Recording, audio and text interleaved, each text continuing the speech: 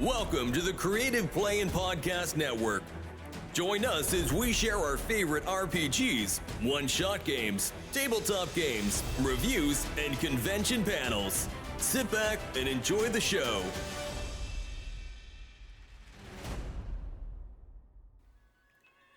Hi, this is Kelly, aka Trixie from Ragnarok and Roll, a Scion to Ragnarok story, and Tilda Wimblewick from D&D Journey of the 5th Edition.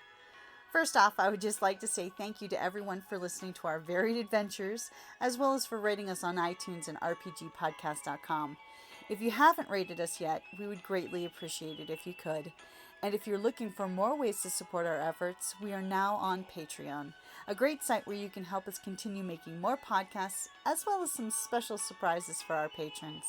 If you can, please look us up at www.patreon.com/cppn. Every little bit helps. And again, thank you for listening. Hey guys, Jim here, And Kelly. and welcome back to #RPGaDAY2024. We are here August the 11th. And what is the prompt of the day?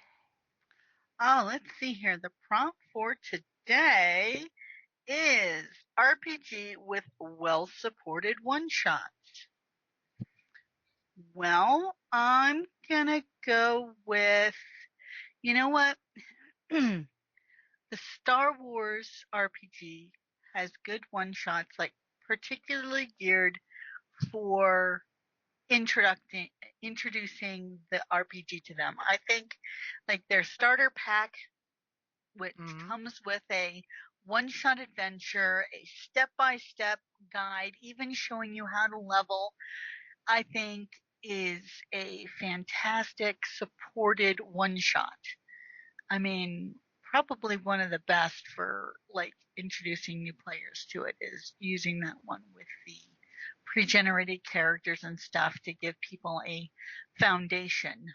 So, And I will definitely agree because the starter sets have some of the best player character booklets to start a game with.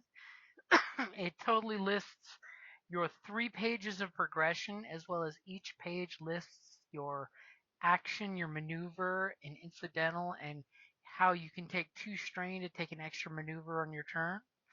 I totally agree. The Edge of Empire starter set is the best.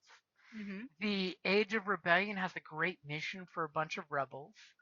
Your Force and Destiny has an interesting outlook on having a bunch of young Force sensitives taking place in the galaxy far, far away. And even the Force Awakens 4th starter set they came out with does give you a pretty okay starter, adventure for being in the Force Awakens era of Star Wars. Yeah. So for saying well supported, I think um, that is a very good one, particularly geared for you. But what would you say is in general, what system supports their one shots? Another one I would totally throw out there is Savage Worlds as well as Fate. Both support a lot of their one-shot settings and adventures. But let me piggyback on the Star Wars. On the Edge Studios, formerly Fantasy Flight, they also have a bonus adventure for each starter set that you can go and download. Oh, that's nice.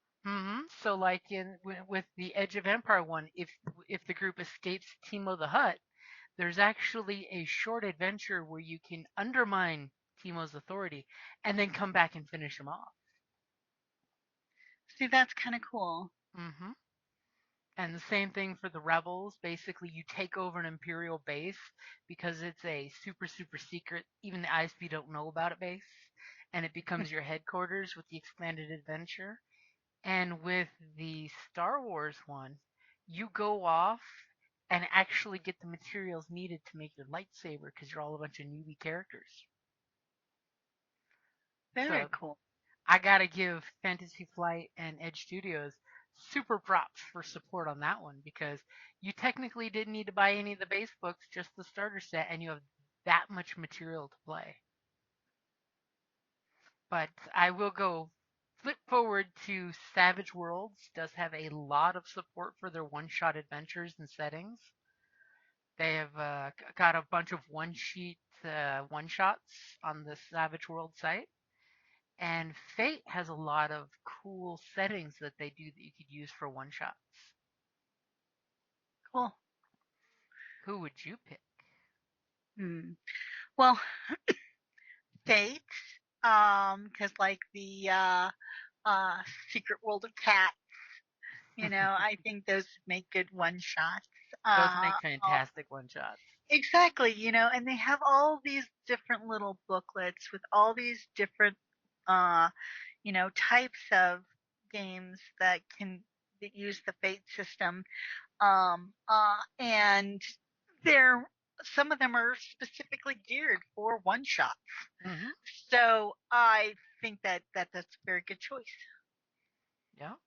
I definitely agree on that one. And I'll throw out an extra honorable mention of Monster of the Week using the Powered by the Apocalypse system because they totally have a bunch of monster one-shots. Mm-hmm. And it is angled to, they tell you in the book, it's like Supernatural, the TV show, these are loosely connected one-shots. So that way you don't have to feel stressed to think it's a campaign. It's just one-shots that happen to have the same car and two guys in it. Mm-hmm. And of course, I'm always a fan of doing, back in the Wayback Machine in the early 90s, there was the Shadis magazine that was basically a role-playing gamer magazine, sort of like Dungeon Magazine, but this was for the non-D&D games. And in Shadis, one of the writers came up with a great system called Lights, Camera, Action. And of course, there's been many variations on it because at one point, Lights, Camera, Action, or Hook, Line, and Sinker were copyrighted. So people were doing like Ready, Set, Go, or Lights, Camera, Action. And basically, it would break down an adventure into 3 sections. You have here's the setting, here's the instigating situation, and here is the NPCs or the real skinny of the adventure. And in a little tiny half page, you would have a full-blown one-shot that you would just have to fill in the blanks, which those were always nice. And as a GM who doesn't want to over-prep, having that lights, camera, action, ready, set, go, it's actually a great way of putting a framework without over-hammering your characters into a railroad. Even though in one-shots, like for con games, you kind of want to have a fairly solid structure, like instead of doing sandbox, like a narrow, wide, narrow, where you start with guardrails to keep the story going, and then you let the players go in the setting, and then you bring them in for the finale that finish that fight off.